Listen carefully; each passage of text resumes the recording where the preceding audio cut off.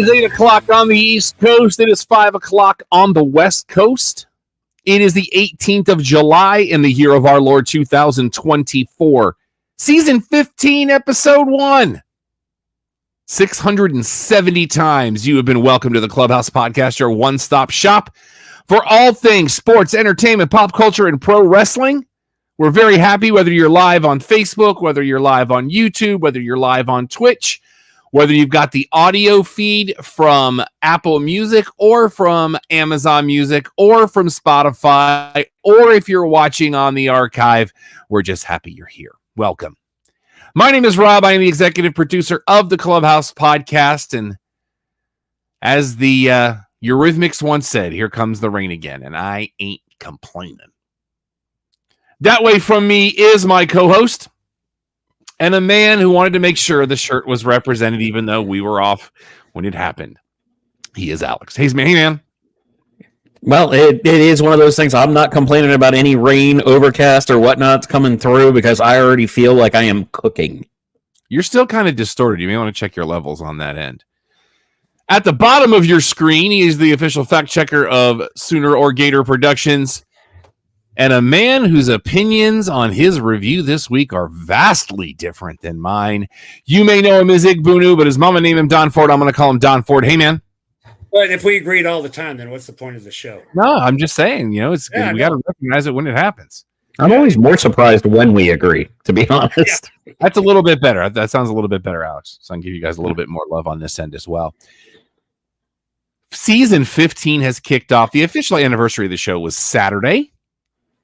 So if you can believe it's been 14 years since this experiment began, which is nutso if you think about it. But we're happy to be here. We're excited. We're going to dive right in. Had history made last night in the world of sports up near the Philadelphia, New England area as Caven, I believe is his name, Sullivan, makes his pro debut for MLS for the Philadelphia Union. He is 14 years old. His older brother also plays for the team. His older brother, who is 20, got a goal. He got a shot on goal. He's already been signed by Man City. So get your money. That's an eye for talent. So get your money. That's all I'm saying. Yeah, you ever want to feel like somebody might be overpaid? Look at what professional footballers get paid. Because you just look and you're like, how is that many zeros possible? Yeah. And I did not appreciate Tony Reale on Around the Horn today reminding us that he was born in 2009. Yeah. Got to go. Oh, okay. I was trying to figure out, I was like, Tony Reale's older than that. No, we're talking about the player. Yep. It's been a couple weeks. Last day of the All-Star break, which are the two slowest days in sports. Mm-hmm. I didn't really take a look at a lot of the activities, although the WNBA is still making great strides. They got their new TV deal today, $200 million a year, which is almost quadruple what it's been. So shout out to them. Angel Reese still playing well. Caitlin Clark, first person ever to get 19 blocks in a game for the WNBA last night. Assists. Oh, assists. I thought it was assists. You are correct. I said corrected. Their All-Star game is this weekend. A lot of eyes will be on the WNBA All-Stars playing Team USA. So, but from the Major League Baseball All-Star game, Alex, it was one of his favorite. I got one question on the Caitlin. How come did they really say why she didn't make the Olympic team when she's probably the best in the? It was decided that go ahead, Alex. Oh no! I was just gonna say Don Staley made a very good statement about this and clarifying about what they were looking for. It's not too dissimilar. One pundit, I wish I could remember who it was. Her point was it's not too dissimilar to when Michael Jordan, quote unquote, didn't make his varsity basketball team in high school, whereas it was just the fact that he was shorter than the other guys on the team and others fit niches that the coaches wanted. So for Caitlin Clark, she is proving that she is an all-world talent. However, that is a very deep position. And with the Olympics only coming around every 4 years, you have certain women who this might be their last shot, but are still worthy of a spot as well. So there will be teams for Caitlin Clark in the Olympics. It's just not this one unless she's going to be an alternate. But she is also, she and Sabrina Ionescu have declined the 3-point challenge at the All-Star game this weekend, which I thought was an interesting move as well. That makes me sad. So, but the Major League Baseball All-Star game was this week. This is one of Alex's favorite things of the year, and we go live to him for any opinions therein. No, oh man. Obviously, Globe Life Field, one of our favorite places, not just because it is local, but because it is very well air conditioned in the Texas heat, so you can actually see a Ranger game without wanting to die. Now, the home run derby wound up coming down to a really cool conclusion between Bobby Witt and Teoscar Hernandez. Yes, we know about the national anthem. We're not going to get into it. That's already its own thing if you want to look it up. Going into the game, I think almost every run except for 2 was scored off of home runs between Ohtani and arguably the smallest, if not the lightest person in the All-Star game hitting the longest home run of the weekend that winds up getting him the MVP. So congrats to Jerron Duran out of Boston. But it was okay. Texas could have done a lot better as a host in certain aspects because those might have been the ugliest uniforms this side of the Canucks Power V. All right, yeah, that's not a lone opinion. I've heard that from many sources. So it was ugly. It looked like they got the colors that were on discount and had them put together just patchwork. All right, let's get into those standings because they've been the same for 4 days, among other things. In the AL East, the most competitive division continually in Major League Baseball, the Toronto Blue Jays are 8 games below 500. I'm sorry. Yes, they are 8 games below 500, and they're 14 back in the division. They are actually 4 games behind Tampa Bay. Tampa Bay now 5.5 back on Boston. Boston 3.5 back on the Yankees. The Yankees now a game back on Baltimore. So you got that going for you. Baltimore now 58-38. They have the same amount of wins as the Yankees. In the AL Central, another team with 58 wins leads that division. The Chicago White Sox are not that team. Nope. They are 20.5 games back on the Tigers currently. I just want to analyze that. 20.5 games back on the Tigers, who are also not doing well. At the halfway point. And we'll talk about that disparaging when we get to North America's favorite game show. Let's see here. Detroit is now 5 back on the Royals. The Royals now 3.5 back on Minnesota. And the Twins are 4.5 back on Cleveland. Cleveland has not played as many games as either Baltimore or the Yankees because they have less losses with the same amount of wins. In the AL West, the Las Vegas, we're going to figure it out. They are 15 games back. They're 5 back on... Where are you?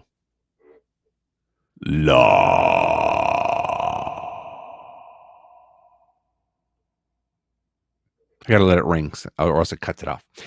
La is 5 back on the Rangers. The Rangers now 4 back on Houston, who is only a game back on Seattle currently.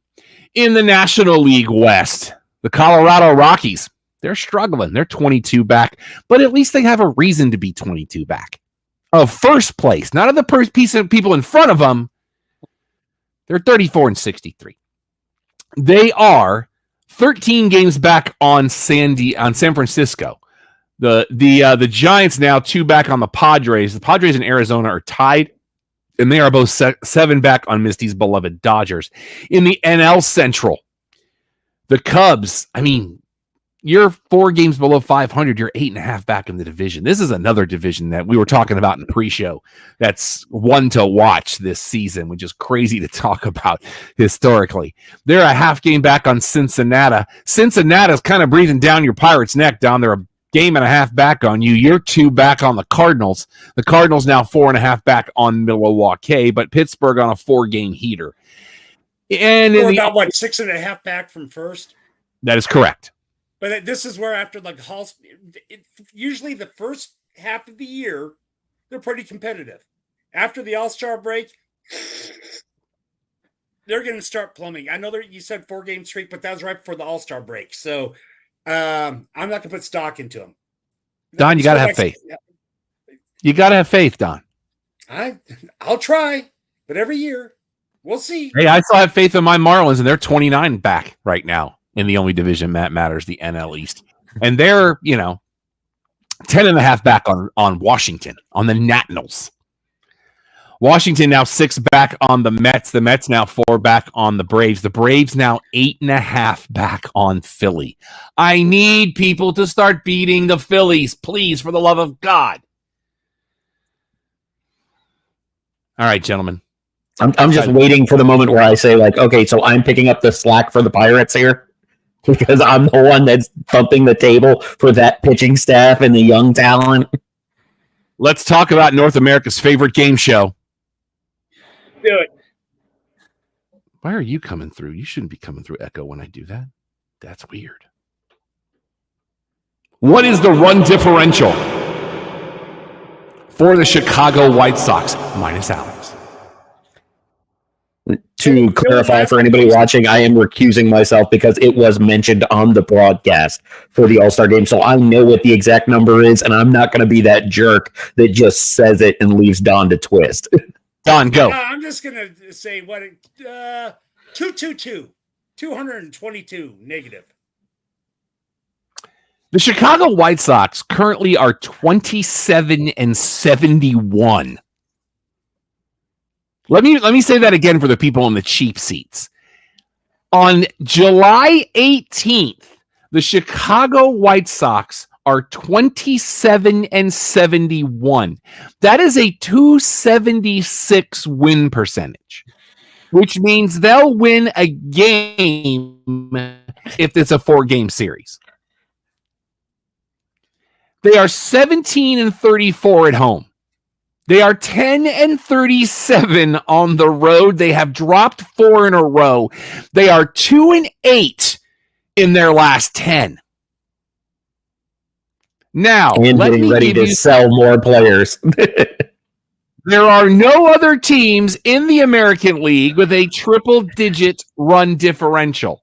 The closest to them would be Oakland at minus 83. Wait. Can we see what is there a successful situation where we look and it's like, okay, only the White Sox have triple-digit negative? Is that because the rest of the American League got to play the White Sox? It's very possible because there are 2 teams in the National League minus. Colorado's pretty close at minus 169. Miami not far behind at minus 152. Now, earlier, we talked about how they are 20 games behind the Detroit Tigers. The Detroit Tigers currently have a run differential of minus 7. Don, you win over. Okay. To get from Detroit to the run differential of the Chicago White Sox, they are exactly 170 behind them because the current run differential for the Chicago White Sox is a minus 177, which means they've lost a ton of ground in the last 2 weeks because the last time we did a show, 3 weeks, because the last time we did a show, it was like in the high 150s. Mm-hmm. America. Yeah, it's this year. And they have 10 less wins than Oakland does. Oh, boy. Yeah. They don't even have 28% more wins than us. That's insane. I said early in the season they might go wire to wire, and it's just getting closer every week to being true. Well, it turns out that we also have a bit of rumblings coming out of the MLB draft. Why suddenly there is the Marlins and the Rockies getting worse and trying to catch up with the White Sox? Because your number one prospect, who has said that he's going pro, is expected to be the youngest of Matt Holliday's kids, who might be the best player. Oof. Yeah. All right, gentlemen, let's get into TV talk and start with stuff we watched on the break. I had to change it because we've been off for 2 weeks. Don, anything from a television standpoint that you watched on the break that you want to talk about? Nothing really burning out the thing. It's more about people who we lost would be my biggest thing. Yeah, that list is so long. I don't want to go into it because we lost another one today. Yeah, I know. And it's been, I just want to say it. I love the guy, and I know we ripped him once on the show with stretching to the oldies. Yeah, Richard Simmons, man. A lot of big guru. losses in the world of entertainment since we were last. I remember I brought out stretching to the oldies, and they sweating to the oldies, and sweating to the oldies. But they still deserve to be mentioned. We lost Bob Newhart just today. We lost, Richard Simmons. We lost who else in the last week? I mean, Shannon Doherty. Shannon Doherty. Yeah, it's just a lot of loss. It's a rough stretch. Yeah. Yeah. Alex, anything from you? I started dabbling in because we're starting to get closer to football season, and I kind of dig what Netflix's answer to Hard Knocks has become. Have you seen what this is this year? I have not. So we talked about it last year with quarterback, where they followed multiple quarterbacks through the season. This year, it's receiver. So they're following Devontae Adams, and that's been... I don't take pleasure in anybody's misery, but it's been revealing some of the things he has candidly said into a live microphone. Yes. But Justin Jefferson and having the tandem of George Kittle and Deebo Samuel on, it's been very, very interesting. And because Netflix, they get a lot of stuff that they're willing to put on the show that it seems like HBO may have run by a person or two instead of just putting it out there.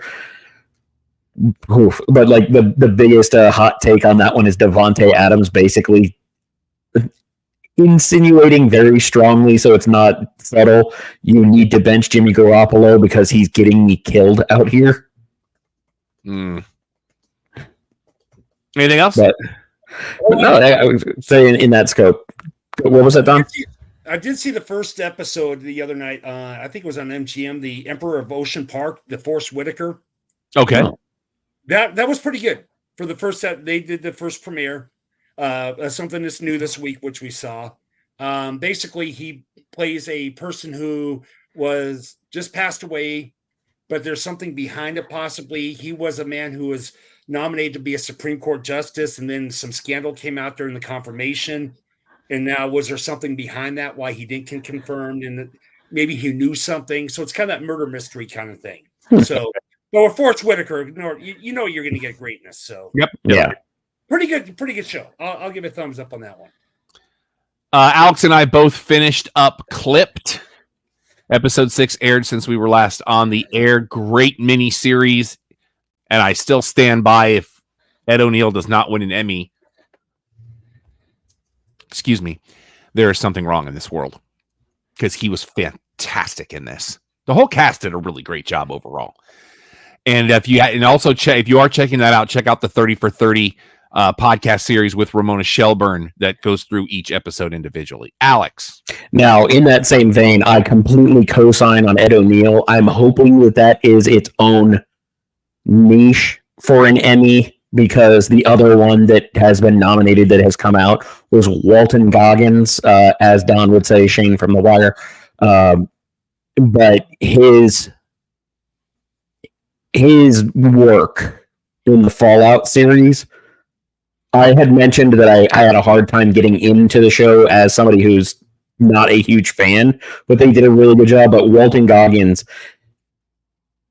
this might be setting a bar too high for some to imagine, but this is probably his best acting work, and it's not close. Wow. Because there is layers to his work in Fallout, and I will not spoil it, but it made me swear at the TV multiple times with surprise, impression, and flat-out joy with his performance. O'Neill get an Emmy nomination? I know they released them just the other day, didn't they? He wouldn't have qualified for this year because the airing was after the nominations. It'll be next year. I am one episode behind on Hard Knocks offseason with the New York Giants. Not a heck of a lot going on there. May I? First episode makes me feel really good about where my team is going. Second episode, not so much. Third episode, little better. It's as a Giants fan, it's been a ride. I have not finished up the Acolyte yet. I'm on episode 6. I just finished episode 6 before right after we went to break. I will probably get to it next week because I am taking a staycation for the first time in forever next week. So I'll be catching up on a lot of things. I did watch all of season 3 of Shoresy. Very much. There was actually a guy at the show this week, and Alex, you missed it, who had this sweater.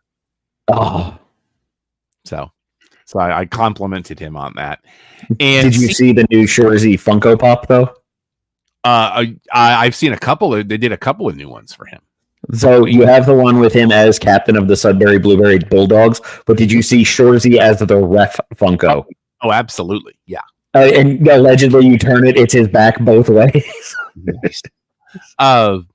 And season 2 of King of the Collectibles has hit Netflix. This is about Ken Golden, who is one of the premier online auction houses in the world, and they're known for sports memorabilia, and in this season they are expanding into pop culture. So one of the episodes, the crew goes to New York Comic-Con, and I find it hilarious watching these guys try to understand pop culture stuff, which they don't. But Ken also makes a deal with one of his regulars that when he makes this deal, I'm like, there is no way you're going to fulfill this deal. It's kind of funny. But there's also a guest star that he meets with because he's been in the business since the late 80s. So there's a couple of really cool guest stars that show up on this that he works with to try to get, hey, we want to sell your collection and I don't want to ruin it. Check out King of the Collectibles because yes, a lot of it's staged, but just to see some of the cool stuff they get to work with, it's pretty fascinating. I'm a big fan. In other news, Apple TV has renewed Loot for season 3. This is the Maya Rudolph series that does very well for them. Don mentioned earlier about Emmy nominations. FX feeling pretty good about themselves right now. They didn't get the most overall, but they set a record as Shogun gets 25 nominations. The Bear right behind it with 23. They had a total in the 90s. They got ahead of HBO, but behind Netflix. Netflix was it was in triple digits. So congratulations to them. My wife is now watching The Bear. So excellent. And Don, get ready because the Alien FX series has a title. Okay. And I read the title and I went, oh dear. It's going to be called Alien Earth. Okay. Now you got me interested. And the producer has said, we are going to take our time with this series. We're not just jumping in. We're going to tell a story. So I'm kind of interested to see how this goes. Alex. Wasn't there a show called Alien Earth or something like that in the late 80s, early 90s? You're thinking of Alien Nation, which was a movie with Jimmy Caan that Fox turned into a series. Okay, with the no hair and purple along the sides. Okay, yeah, that's the one I was thinking of. Nation, yes. Excellent film. Never watched the series. NBC Peacock has announced some guest stars for season 2 of Poker Face. Oh. Here's your guest star list. Gabby Hoffman. Nice. Kumail Nanjiani, Awesome. Katie Holmes, Nice. and a man who can't not be everywhere, Giancarlo Esposito. All will be starring on season 2 of Poker Face. If there's anybody that deserves it. We're hearing some very interesting theories as it pertains to him and Captain America: Brave New World. I've been avoiding as much as possible. I watched the trailer under direct direction to do so. Mm-hmm. That and the one sheet they've released for that. Oh, and it's coming out on Valentine's Day. Well, and did you get Winter Soldier vibes from it, or just me? A little bit. Yeah. Netflix has said you can act if you are a fan of such things. Season 1 of Fire Country, they're going to stream it on August 1st. Which kind of was a surprise by me because that's a CBS thing. And they have stricken a deal with AMC for content. And to kick it off will be their series that's being done for Interview with a Vampire. Oh, I was really expecting a Walking Dead statement there. Netflix. Paramount Plus has said season 2 of Frasier will begin September 19th. So mark your calendars accordingly there. And we have news from an outlet that we don't really ever talk about on this show, Pluto TV, which is a very popular streaming app. They are partnering up with CBS. Starting today, they will be hosting the 24/7 streams for the latest season of Big Brother. Oh. So if that's your bit, go to Pluto TV. They're going to have your 24/7 streams. TV on DVD and Blu-ray. I really can't wait till next week's show to tell you guys something that's coming out the following week, but I'm going to put a pin in it for now. Season 2 of Halo will be available on Tuesday, Alex, and they are doing the entire collection on Blu-ray of the Three Stooges. Very excited about that. There's also bad news in that scope. They have officially canceled Halo, the TV show. Well, that's unfortunate. Yeah, it just came out about 40 minutes ago. Getting into movie talk, I want to send a shout out to everybody that came out to hang out at Retro Expo this past weekend. Restless Night Court's been renewed for season 3. I didn't see that. Or maybe we did and I didn't get there. But had a great time at Retro Expo. Got to sit down with Patrick Duffy and Priscilla Presley for a great panel that I should be able to get up here in the next few weeks, and also with Wallace Shawn, who was amazing to sit down with. I really enjoyed my time with him. Mike's in the room. Hey, what's up, brother? And this coming weekend, if you're down in the Austin area in Cedar Park, I will be part of Greater Austin Comic-Con this weekend, sitting down with some great guests. I'll be sitting down with Bob Gunton, who you might remember from the Shawshank Redemption, and Don will know from 24. Dunk, dink, dunk, dink. Also, I'll be sitting down. Say the other one. Say the weird one. Timok, I will be sitting down with him, which I'm very excited about. And I get to sit down for a 45-minute panel with Weird Al Yankovic. And I am over the moon right now. Shout out to Alex for giving me the Blu-ray for Weird, which I have completely dissected. And on my birthday, they released the 35th anniversary edition of UHF. Nice. Which is kind of cool. Over or under? Question. Yes.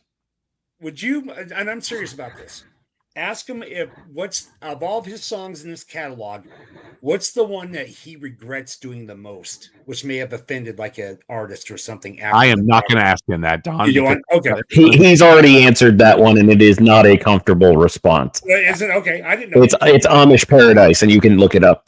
Okay, never mind then. Yeah. Okay. Yeah. What I was going to say was over or under 2 Joe Hendry questions directed at Weird Al from Rob. Yeah. Since they both do parody songs. Yeah, I don't think he'll know about that. I really want to know that he's like a fan. I want him to show up in a Joe Hendry shirt and you just sit there going, I have no idea what to do with this. Oh, remind me about that when we get to Impact, because I have an idea for a Joe Hendry shirt. Nice. I'll tell you about when we were talking about it yesterday. But there's also some amazing other. We've got Don Gibbs from Bloodsport, from Revenge of the Nerds. He's going to be doing a panel. Marky Ramone is going to be there. We've got Cal Dodd and Lenore Zahn from the X-Men series will be on stage together. We've got like a 7-person panel from Avatar: The Last Airbender. That's going to be happening. We've got a panel with Steve Guttenberg, Fisher Stevens, and the guy that was the voice of Johnny Five. That's going to be a lot of fun. We've also got McKenna Michaels, who we adore. She's going to be there. We've got a couple of really cool indie panels and a really cool voice actor panel that you've got to see to believe. We've got cosplay. We've got a pre-party tomorrow night where I'll be DJing for a couple of hours. We've got the after party on Saturday night where we're going to have a cosplay spelling bee. All the words will be geek culture related. Shout out to Darren, who's going to be running that. And then I'll be doing karaoke for about 3 hours on Saturday night. It's always a great show. Greater Austin does a great job. Make sure you come hang out. And if you see me, come say something, because I'd love to see you guys. All right, let's get into movie talk and get back into stuff we watched during the break. Don, did you watch any movies during the break? Actually, not really the movies too much. Okay, fair enough. Alex? I have actually been playing catch up on what I thought of when we first started talking about the stuff we watched. So for me, it's strictly been Peaky Blinders or Wrestling for the Show. That's been my entirety for the last 2 weeks. So as we talked about just a moment ago, I did watch Weird, the Al Yankovic story, which you can actually stream on the Roku channel if you're one of those people. But I love my physical media because I got to watch it with the commentary and all the things that came with it. There's actually on the Blu-ray, there's an interview that he and Daniel Radcliffe do with Seth Meyers. That's very, very good. Very much enjoyed that film. It's bat guano crazy. That's all. That is an understatement. I did watch the Nickelback documentary on Netflix called Hate to Love. Very interesting. I am an unapologetic Nickelback fan. I contend you cannot hate Nickelback and love Def Leppard because they're the same band. The only difference is Nickelback's lyrics make sense. That's the only difference between the two. But and to clarify, I have heard you say that for the entirety of our friendship, so you're not just making that up now. And shout out to, I see fanboys giving us some love. Hope you guys are doing well up there. I also watched Godzilla -1 over the break. You just have to keep reminding yourself they made this movie on less than $20 million. Like, it's fascinating. 14 million and one change for best visual effects. It is outstanding. It's a lot of fun. I would love to see the black and white version. It is coming, and it's called Godzilla -1 Color. No, I believe that one's just called Godzilla Color. Oh, is it? I'm calling it because I think that sounds better. Double negative. I watch for the most part. I've got a lot of stuff I'm going to be watching next week, like I said, because I'm taking a staycation. So I haven't taken a true staycation while employed in many, many, many, many moons. So I am very much looking forward when I get back from Austin on Sunday night for doing as much of nothing as I can, because I'm not making any plans. Like, if I choose to want to go do something, I'll go do something. Otherwise, getting out of bed, going to the couch. That's the agenda, bro. But you got to do every once. And I've been full throttle for like 4 months. So it's time for me to recharge the batteries a little bit. So I'm very excited about that. Read yesterday that the Russo brothers are in talks to direct the next 2 Avengers films. So for them to say they were kind of done, and now that's being reported as a done deal. Oh, I haven't seen that it was official. I heard they were in talks. So if it's signed, apparently the statement from the Russo brothers was 5 and 6 is theirs as of yesterday. Good. That's what I like to hear. Also found out today, shout out to Francis Ford Coppola. He is going to receive a Kennedy Center honor this year. Very nice. Which he's one of 2 people on this list that I thought already had one. Because your list of that's fair. Year, him, the Grateful Dead. The other one I thought already had one that apparently didn't get one this year is Bonnie Raitt. And Arturo Sandoval. That's your list. And it's something I've never heard of. I'm sure it's been done before, but I've never heard of it. The Apollo is going to receive a special honor as an iconic American institution. So I thought that was kind of cool. So there's that. Oh, Alex, did we lose you there? Okay, it looked like you froze up on me there for a minute. No, I'm here. I feel like we now need to have a segment on this show called Glenn Powell News, because he's everywhere right now. Announced today he is going to be starring in a remake of Backdraft. I don't know how I feel about it. No. Alex? I didn't hear who you said. It cut out for me. Glenn Powell. Of course he is. As long as he doesn't have to cry. So yeah, that was announced today, as well as Dawn. Oh God, now what? No, I think you're going to be interested. Something. You know how much I hate remakes. Doing Backdraft now? Give me a break. Stay with me, Don. Stay with me. We are in early talks for a film version. Dun, dun, dun, dun, dun, dun. 24. There are talks now of a film. No announcements whether Kiefer's going to be involved or what it's going to be, but we have the possibility. If it's done in real time and we can ignore that last one, I am fully here for it, because you and I are both big 24 fans. So when you can take the guy that played Serrano in Major League and convince me that forever he's now Mr. President, that's all you need to know. I am cautiously optimistic here. Poor Dennis Haysbert being the guy who played Serrano in Major League. But still, that's, to me, until 24, that was the defining role for Dennis Haysbert for me, who, by the way, I'm told is very nice and once had lunch with friend of the show, Craig Price, who was also in town this weekend helping out at Retro Expo. Insurance guy, President Palmer, was also Serrano. Yeah. Okay. I'm sorry, is Don just learning this?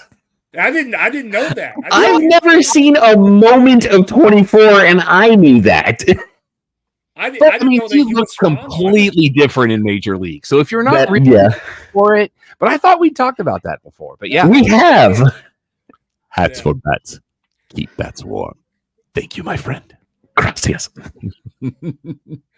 Speaking of things adjacent to that, Craig got to sit down with Harry Hamlin on Sunday, and they talked about him being the third sexiest man alive ever.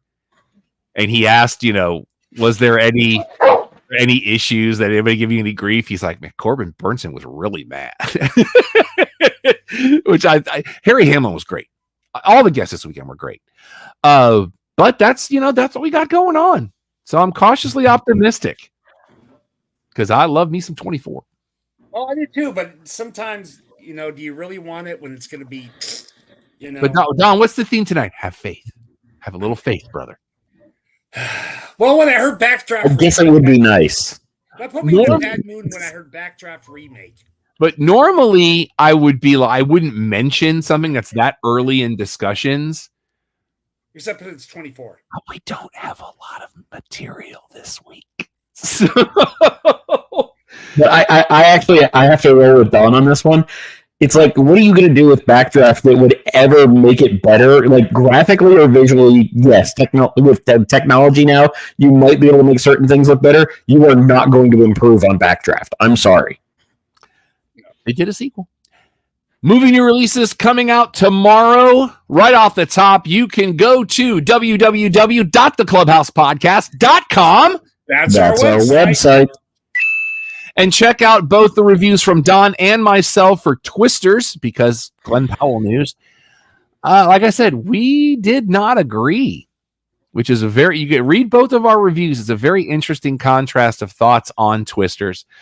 I will say this: when we went to the screening, you know how they have they'll have something on the screen. Mm-hmm.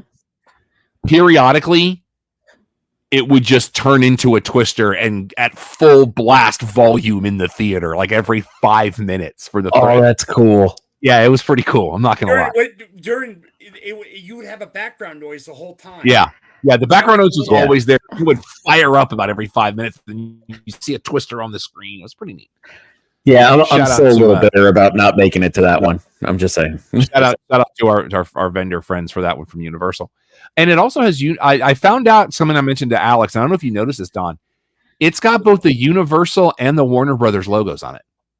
Oh, I didn't know that. No. Apparently, the first one did too, where Universal had the overseas distribution and Warner Brothers had the domestic, and apparently it's the other way around this time. Okay. So, I should probably be prepared better for things like this. Oh no. No, I just didn't type in I go to the MDib and type in the other films that released this week. So I need to do that. We have a film called Crossing. Leah, this is a foreign film. Leah, who is a retired teacher, has promised to find her long-lost niece, Tekla. Her search takes her to Istanbul, not Constantinople, where she meets Evrim, a lawyer fighting for trans rights, and Tekla starts to... I hate you so very, very much right now. We also have a movie called Clawfoot coming out this week. This stars Nestor Campbell, Oliver Cooper, and Olivia Culpo. That's a name we haven't heard in a while. Follows a housewife psychologically terrorized by a manipulative contractor, leading to a twisted battle of wits with deliciously unexpected results. One of the posters for this has her manning a croquet mallet, so you got that going for you.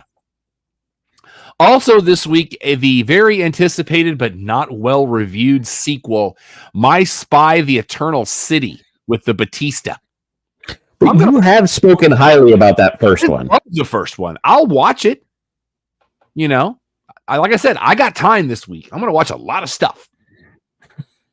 And if I'm not mistaken, I think B&T is off next week, and I think Around the Horn and PTI, they go into dry dock next week too. So I should have a ton of time to do whatever the heck I want. So, movies on DVD and Blu-ray this week. Part 3 of Justice League Crisis on Infinite Earths, which I am so far behind on my DC project, but I will watch that at some point.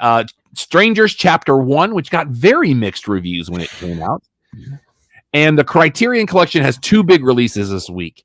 The late 80s film Farewell My Concubine, which was very popular at my theater. And the Criterion Collection is doing Risky Business. Next week. So that's kind of cool. We do have a quick Tech Talk headline. And I pray that neither of you guys know what I'm about to talk about. All right. Are you a fan of the Xbox? No. Yes. Are you a fan of Marvel movies? Uh-huh. Did you see the announcement today? Maybe.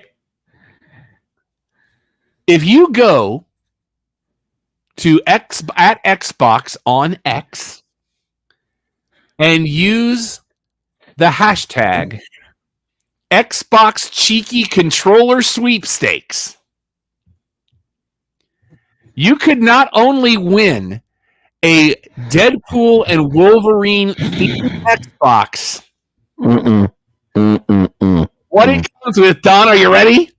All right. It comes with 2 controllers. And this is what they look like. Jesus has left the chat.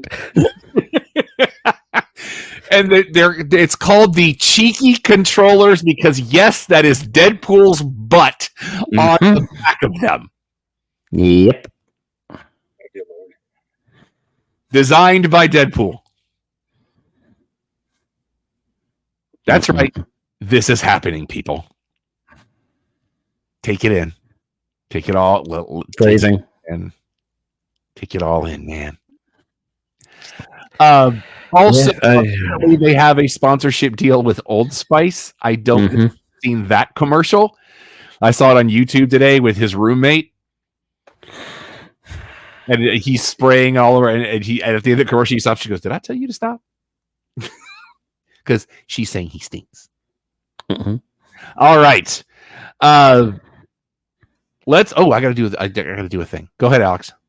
So, interestingly enough, also in the tech scope this week, the return of college football, the video game. With college football 25, to me, it's still NCAA 25 because that's what it was 11 years ago. But I have been playing, so I can have an informative view. And they did such a great job to make sure it was something different than Madden. It has been awesome. Really, really awesome. And there's little subtle things in there because honestly, the biggest thing between college and pro sports is atmosphere. Mm-hmm. Pro sports, give it to me on TV. College sports, if you're there, you're feeling it. And they do an amazing job doing that. With the opening, Rob, I think you'd really appreciate this.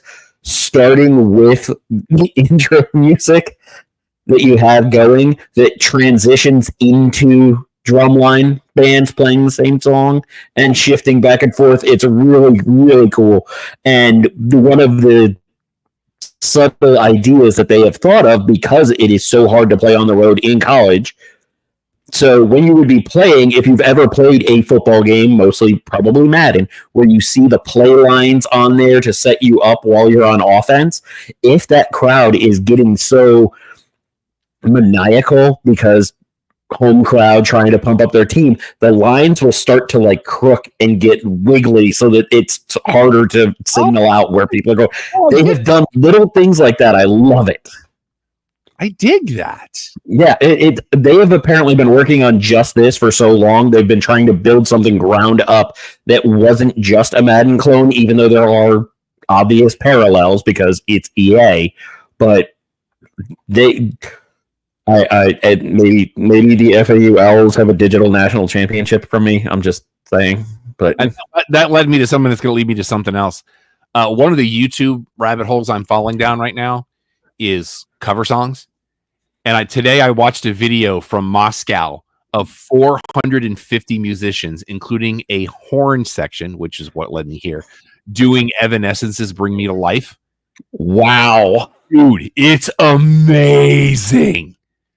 And that led me to another thing that was Daughtry with Brad Arnold from Three Doors Down live doing In the Air tonight. Ooh. Yeah. You have my attention. Yeah. Check that out. All right. Now let's do this.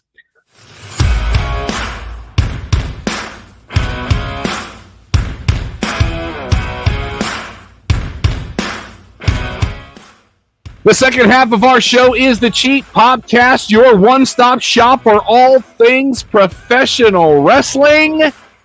Let us dive right in. I asked Alex earlier to remind me in case I forgot. I did not forget. Joe Hendry does have his own shop on Pro Wrestling Tees, but there's a shirt I want them to do. Mm-hmm. On the back of it, his face. But on the front, you know that fashion that went on for a while that was like Joey and Chandler and Monica and those kind of things on a shirt? It's like the Joey and Chandler and Monica. Oh, okay. So like what the Judgment Day did. Right. Okay. I want London and Paris and Tokyo and America and Canada and Mexico. And I don't want anything. And his face on the back. That's all I want. Or I want the initials with a hashtag in front of it. Because if you know, you know. How about one better? You do it. London clap emoji. Scotland clap emoji. And having the clap emoji over all of them without the face on the back. But I do love the shirt that says "Say his name" and he appears, and there's a banner across the thing that says Tuesdays and Thursdays. Yes. I just love that. But TNA Slammiversary is this Saturday night. It is sold out, even with the seats they've added. So congratulations to TNA on that. So we'll talk about that next week because it hasn't happened yet. I will be in Austin, so I will read the results because it's a pay-per-view, and I'm not paying for it while I'm down there. Also, Reality of Wrestling.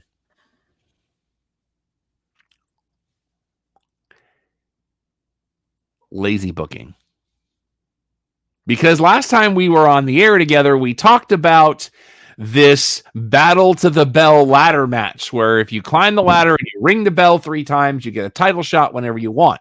Well, before that, they had their last chance battle royal where the winner of that got a shot at any belt they wanted as Gaspar Hernandez. I don't think Shad Gaspar, but it's Gaspar Hernandez. He decides he's going to cash in on the Reality of Wrestling Championship held by his stablemate in the Heat, Matty Ice. Booker T not happy about it. Hernandez wins and is immediately cashed in on by Edge Stone to win the title. Edge Stone joins the Heat, and there's that. Well, remember, Booker's only involvement in actually booking has been his experience with the NWO, where it was, yeah, add him in, yeah, add him in, yeah, add him in, yeah, add him in, yeah, add him in, yeah, add him in. Ralphus? Maybe. Money in the Bank was a thing, speaking of which. I thought this was a good show. It was. I really enjoyed Money in the Bank. Did not expect Drew McIntyre to win. Mm-mm. He was last on my list, literally. He was bottom 2 or 3 for me. Don, your thoughts on the men's Money in the Bank ladder match? Good match overall. And they even had betting odds that CM Punk would get involved, and everybody think that's going to happen, and it didn't. And that was the surprising thing. On that match. Yeah, on that match. Now, my question is, what are they doing with this? Who are they trying to make heel? Who are they trying to make the baby face? Because you could be on both sides on either person on this thing. Well, let's get to what happened later in a minute. Okay. Because we also need to talk about the women's Money in the Bank ladder match, won by Tiffany Stratton, who was my prediction. Yeah, so I believe she was everybody's. Yeah. Actually, Steve and I were texting back. He did not have her. He thought it was going to be Chelsea Green, who Wrestling with Regret did label as the MVP. That was the other one. But a very interesting concept that was happening. Wrestling with Regret. Check out his channel. He does pay-per-view recaps. He does classic pay-per-view recap, which last night I watched the one that he did for King of the Ring. I think it was 99 when it was Shane versus Austin in the ladder match. But he talks about how apparently on Meltzer's website there was an even split of on the women's match of people that said it was the worst match of the night and the best match of the night, which I thought was interesting. But he said Chad Gable was the MVP of the men's match. Chelsea Green, absolutely the MVP of the women's match, taking one of the craziest table spots I have ever seen. She fell forever. It was so clean. It was perfect. Absolutely pitch perfect. You guys see the Money in the men's. Who did you bet on before? My bet was on LA Knight. Yeah, that's who I had. Because I felt Jey Uso was too telegraphed. Yeah, too over. That it would have been too much. And one of the things we've said about Jey Uso is that because he has the endurance, he is a fit guy. He's that kind of person that would be a better, if you are going to ascend Jey Uso, he's the kind of guy you give that Shawn Michaels story when he first broke through. Let him come out as number one during the Rumble and go the whole way. That's what his story would be. And now that's more of a face aspect. So for me, I actually had no idea on this one going in. I knew it wasn't going to be Carmelo. I was confident it wasn't going to be Andrade. I felt confident that it wasn't going to be Drew. And then you start leaving like, okay, who's left there? And I thought LA Knight was going to get interrupted by Logan Paul. So I really thought they were just going to put it on Uso, even if it was kind of lazy booking. But we do get to the men's cash in. As Drew McIntyre said, if I win, I'm cashing in. And he did, making it a triple threat. Mm-hmm. Storytelling to this was brilliant on multiple levels. Because Punk costs McIntyre, which is his major plan. But in doing so, he costs Seth Rollins the ability to challenge while Damian Priest has the title, which now reignites that feud. But that feud seems to be secondary to what Rollins wants to do with McIntyre because Punk's not cleared yet. You've also got the Damian Priest aspect to it of the Judgment Day needs me more than I need them, which is causing some great storytelling as well. The way this match unfolded was gorgeous. And as much as we criticize the company when they don't do what we feel is well, we have to acknowledge when they do well. And this was brilliant booking. Perfection. To the point where I'm sitting on my couch going, you give me this every week? Holy cow. Yeah. And the big thing you have with that is you really have to pick at nits, so to speak. Now, there have been multiple reasons about why Damian didn't kick out on a certain spot. Yeah. There was discussions of he didn't hear the first slap and thought it was only at 2. There was the aspect that he was also possibly thinking that that's when McIntyre's music was supposed to hit. So there's a lot of different ways with that. There's him getting hung up in the ropes that was a little scary, but all in all, it was a relatively clean pay-per-view or plea and was enjoyable. So if you were the ref in that situation, what do you do? Exactly what he did. Now, you may do a little bit of flavor with it and instead start pausing and looking like you're seeing if there's space, but that's a little too old school for modern storytelling, so you do it exactly like you did. You say, I thought his shoulder twitched up. But here's my thing. The storytelling in that match was so good. Mm-hmm. I didn't even realize it till later when somebody put the video of it up on X. I was like, oh, wow. I was so enthralled in what was going on in that match. A botch like that completely got past me, and I'm okay with it. Absolutely. Cena comes out, says in 2024 he will be retiring. It will not, 2025. Oh, yeah, this is 2024. But I said this when it happened, and a lot of people thought Mania was going to be it. No, he said that will be his last Mania. I see him probably going at least through SummerSlam, if not Survivor Series, because this is going to be a Jeter-esque farewell tour. And I'm okay with it. You know, Cena just, like, when he came out and held up that towel, I was like, oh. Like, I had to text my sister and make sure. I'm like, are you watching this? And are you okay? She just sent me the picture of Michael Scott crying. And I told my sister that whenever we find out when that is, I don't care if it's Raw, if it's SmackDown, if it's NXT, if it's a plea, she and I will be in the same room together for that moment. I am saying book it now. Now, should his last match be Joe Hendry? I'm okay with it. But that's another discussion for another day. Bad Blood is returning.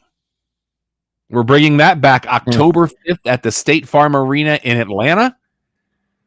I like that they're bringing back some of the old ones, man. I'm here for it. My problem is that I want them to bring back other ones. We have long said we want Halloween Havoc to be a real plea, not just an offshoot for NXT. But about that here in just a moment. Natalya has re-signed with the company. Mm-hmm. Good on her. LA is your rumor for Survivor Series. I have not heard anything substantial yet, but that late, I mean, you got to announce it fairly soon. Dear goodness, there are only 4 months left until Survivor Series. You got to get tickets on sale. So get that done. This tomorrow night's will be a double taping for SmackDown. Next week will be pre-taped as the crew will be in Japan for a tour. So be aware that there will be spoilers out there pretty quickly tomorrow night. So if you're like me and you avoid spoilers, know they will be out there because they're doing a double taping of SmackDown. NXT announces that No Mercy will be September 1st from the Ball Arena in Denver, which is a Sunday night. And Halloween Havoc will be October 27th as a special event from the Giant Center in Hershey, Pennsylvania. Been there many times. So it's not going to be at the PC this year.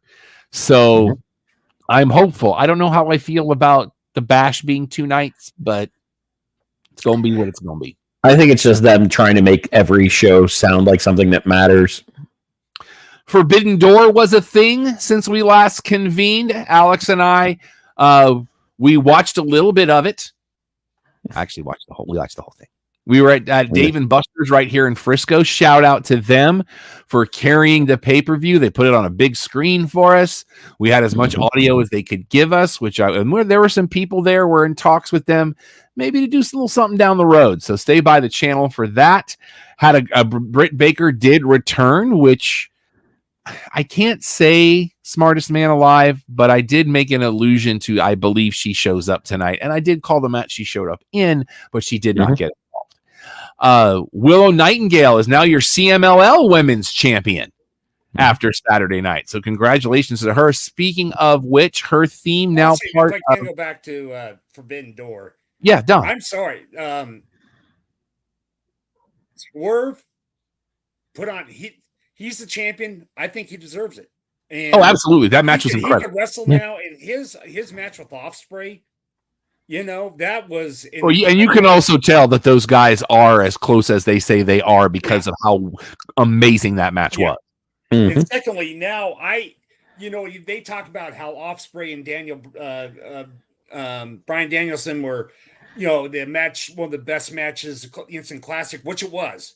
It was. But now you put him with Swerve now, Danielson with Swerve as the main event.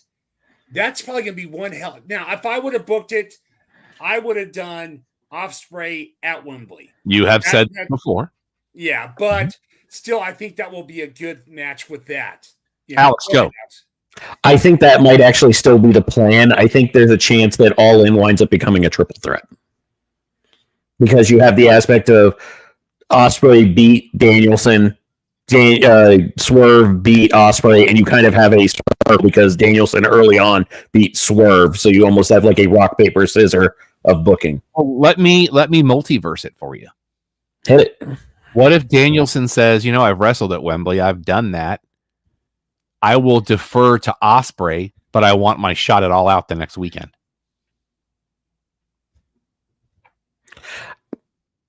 The only reason I can't see that working, while I don't dislike it, the only reason I can't see that working is because Danielson has already talked about how important it is for him to do Wembley because he missed last year. Okay, fair enough. Yeah. I'm good either way. Battle of the Belts 11 is set for next Saturday night in Arlington as they are getting ready for that residency. As we know, next Friday is Death Before Dishonor. They're in Arlington, Texas. Trent Beretta may be injured. We're not for sure. That's kind of why they did what they did with him last week. And are you a fan of video games? Are you a fan of podcasts? Are you a fan of Chugs? Are you a fan of Evil Uno? Well, Chug and Evil Uno have a brand new podcast called All Elite Arcade. New episodes dropping on Monday. For those of you that don't know, Chugs is Adam Cole. Bye-bye. Thank you.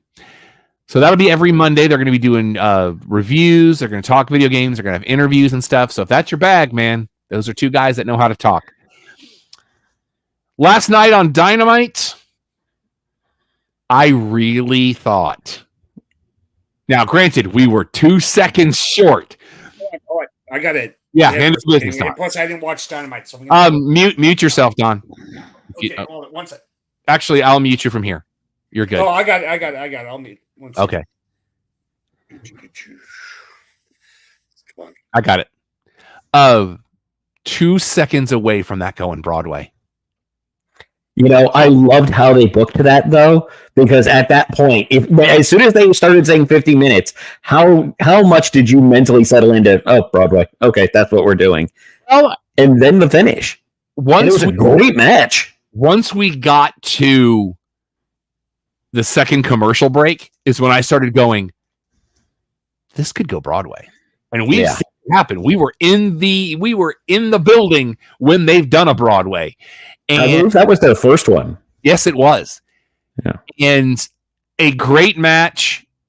I thought it was really well done. You have two of the best in the game currently doing that. Mm-hmm. I'm a big fan of that match. Watched it this morning, really enjoyed it. I also liked, and by the way, and new MJF, we have to acknowledge that. Yep. Something very subtle that they did during TV time. Suzuki headbutts Jericho. Mm-hmm. Under normal circumstances, you would have Big Bill and Brian attack said person. But because Minoru Suzuki is who he is, they back away. The murder grandpa. And I thought that was also great booking because they're showing respect to the legend to be like, because if you let them attack him and beat him down, it kind of goes counter to who Minoru Suzuki really is. And I really thought the level of respect they showed and how that worked, I thought that was really good booking as well. I really it plays perfectly because in that same scope, Minoru Suzuki is a legit psychopath looking man, and just hearing the pop every time for Kazi Minaray always gets me. And I remember the look on your face when Steven and I did it, and you're like, I'm sorry, what just that? I had no idea. I had nothing. I had a bag of nothing. Mariah May. Whoa. When she came out, What just happened? I don't know. I've got you. You had a little stutter, but I've got you now. Do you have me? Uh-oh. Okay, I literally just came back at your whoa, so I don't know what's going on. Mariah May. Mm-hmm. I was like, why is Tony Storm? That's not Tony Storm. It took a while to figure that out. That was really well done. And the Acclaim have joined Team AEW, as has Darby Allin for Blood and Guts, which is next week. So get ready for that. And congratulations to AEW on their 250th episode. So, blanket question. Sure. Is this the least interesting Blood and Guts from a build standpoint for you? Yeah. Yeah, and it's not even close for me. All right, Don's coming back. Let me unmute him. Yeah. There we go. All right, sorry about that. All good? Yeah, still might have to call in another bit, but it's all right. Go ahead. Don is dealing with some tech issues at his house. Yeah. Everything's okay. He's just, when you're one of the last remaining Uverse customers, because we're all good at that. We're a very, very I can get rid of it because it's better than. I know. It's better. It just got too expensive for us, the old house. Plus, we wouldn't have had it when we moved anyway. But yeah, this is the least. I'm like, oh yeah, that's next week. And it was one of those where it's like, oh, it's in Nashville, and it's the only interesting thing that might come out of this for me is the Elite losing. They turn on Hangman, and he just goes on a Ghost Rider like tour of vengeance through the Elite, which I am all here for. And then we just wait for Kenny Omega. Ring of Honor, hear me. I try to watch as much of Ring of Honor live as I'm getting ready for the show every week. Because that way I don't have to sit through the whole thing.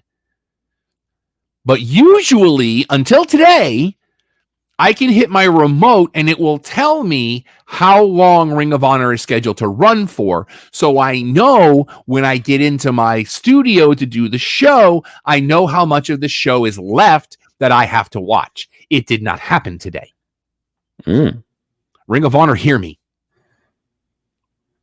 I am very, very time oriented.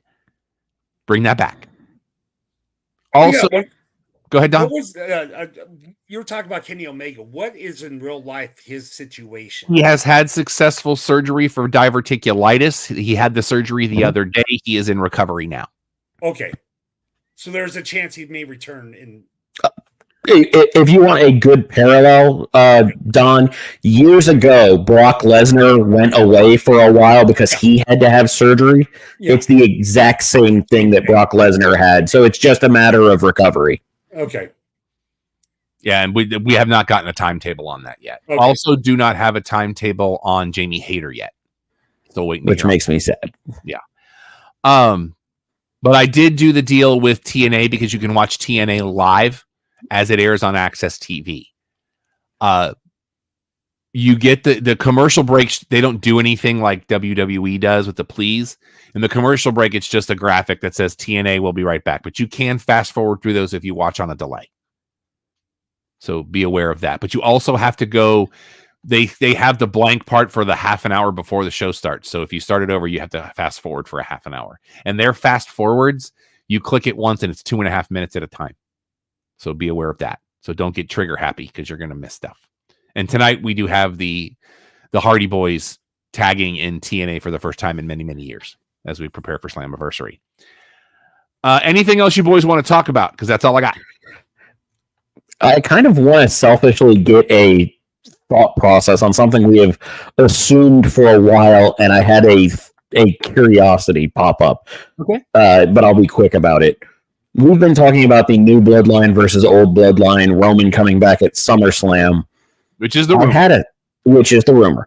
I had a thought that what if we missed something? So we've been talking about who gets added to Solo's bloodline and who has to round out the return of the OG bloodline. I have a sneaky suspicion Solo loses at SummerSlam expecting outside help that doesn't come. And you have the Tongans turn on him with Hikuleo showing up. So you have 4 Tongans.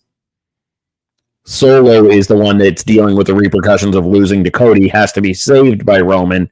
And then there's that whole aspect of can they trust Solo with your OG bloodline on one side and the Tongan bloodline on the other?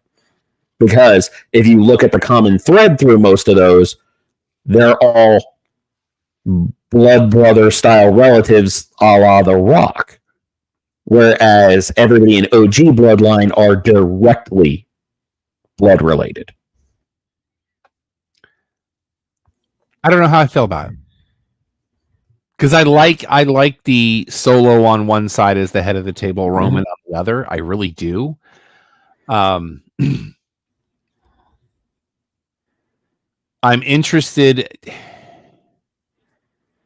We talked a little bit about this a few weeks ago with the possible involvement of Nia and Naomi. Mm-hmm.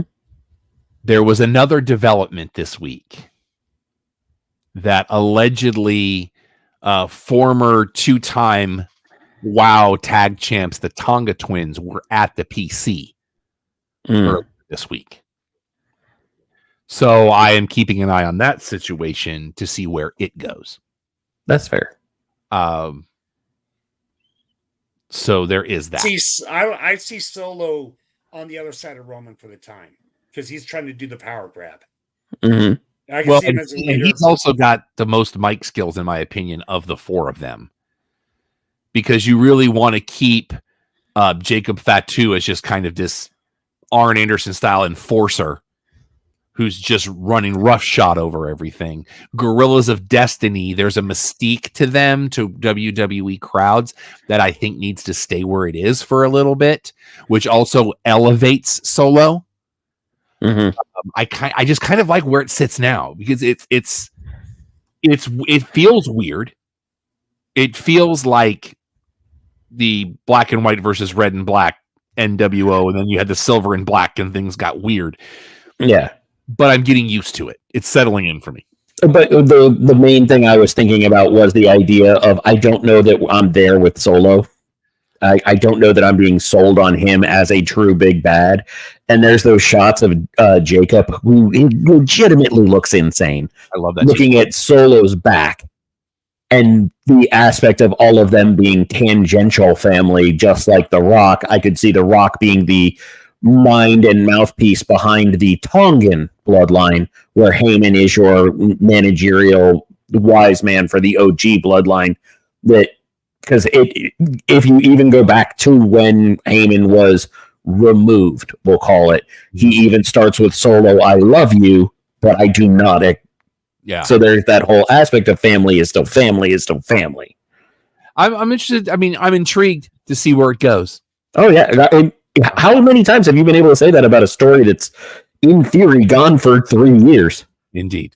Do you see him at SummerSlam? That's the rumors. Yeah. Yeah, that's the rumor that he's going to show up. All right, let's do the plugs. Remember, Greater Austin Comic Con this weekend. If you're in town, we'd love to see you. Come by and see your boy. Make sure you visit our website, the aforementioned www.theclubhousepodcast.com. Find out everything you need to know and some stuff you don't. For those of you on the video feed, in the upper right corner of your screen is a QR code that's right next to Alex currently. That's where you can go to get all of our stuff. If you are on the audio feed, you don't have that QR code, so let us help you out. Follow us on your social medias. Everything outside of TikTok and X are The Clubhouse Podcast. Those two are Clubhouse Show. You can follow me on all your social medias. Everything is Yes That Rob Irvin. That is spelled ERVIN. I'm Vexploit on all social media. If you'd like to help out the show, please go to our Pro Wrestling Tees store under the Cheap Popcast. We've got a lot of different shirt options, a lot of different color options within those. If you happen to be an artist or even just somebody who has a suggestion on designs you'd like to see, you can reach out to me at alex@theclubhousepodcast.com. And that URL to get those awesome shirts that even make me look good, prowrestlingtees.com/cheappopcast. And at Twitter, I'm at Voodoo. How'd you been, you? And you want to manage your place, email me, Don'sClubhousePodcast.com. Speaking of which, Asian Film Festival Dallas coming up on Saturday, July 27th. At least one, if not two of us are going to be there. So hang out for that. We're looking forward to that show every year. We love hanging out with the Schuberts. You can email me questions, comments, concerns. Tell me to go pound sand. I am Rob at theclubhousepodcast.com. Charla Marshall is on Pinterest because we are morally obligated to say that. Our normal show every Thursday night, 8 o'clock Eastern, 5 o'clock Pacific, is your one-stop shop for all things sports, entertainment, pop culture, and pro wrestling. So until next Thursday, for Alex, for Don, for the Empire, I'm Rob. Clubhouse is closed. Brittany Palmer got a lot of new content. Got to check it out.